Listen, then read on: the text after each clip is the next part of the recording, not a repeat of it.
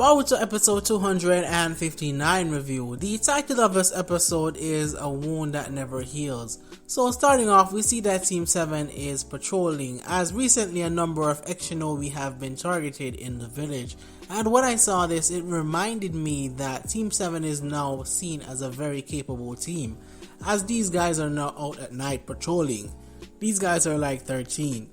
We also find out that all the victims that have been attacked were Wind-style users, and it's during this discussion at the Leaf police station that Kawaki shows to me his intellectual side, being a ninja of course.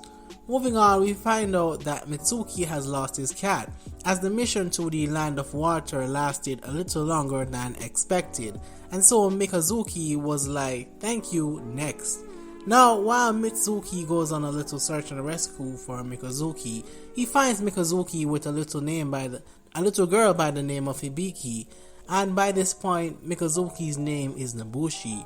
But as we saw, Mitsuki showed her who was really in charge, and to be honest, I did think the girl would put up more of a fight for the cat, but she just gave it back, which is right. And for a second there, it looked like Mitsuki had a girlfriend. He even left the cat with her. But then we see Hibiki's brother, and Mitsuki read the room real fast. We see that Hibiki's brother isn't too fond of shinobi, and it's here that right away I begin to suspect her brother as being the one attacking the ex-shinobis. As we go on, we basically find out that it's Hibiki and her brother that are taking down the ex-shinobi, but they're spotted by Mitsuki. As they run off and are chased by Mitsuki, he loses sight of them and runs into Hibiki's brother at his shop. And Mitsuki's no idiot. He knows what's up. I mean, he even saw the blood on the ground from when he attacked one of the perp, Hibiki of course. But being as kind as he was, Mitsuki didn't spill. And when I saw that, I kinda started to pray Mitsuki. But I understand him nonetheless. Also, we see that other ex-shinobi in the Leaf are getting anxious as more and more Wind-style ex-shinobi are being attacked. Moving on, we see Mitsuki confront Hibiki, and we see her confess and tell what her and her brother's motives are, along with what has made them pursue those motives.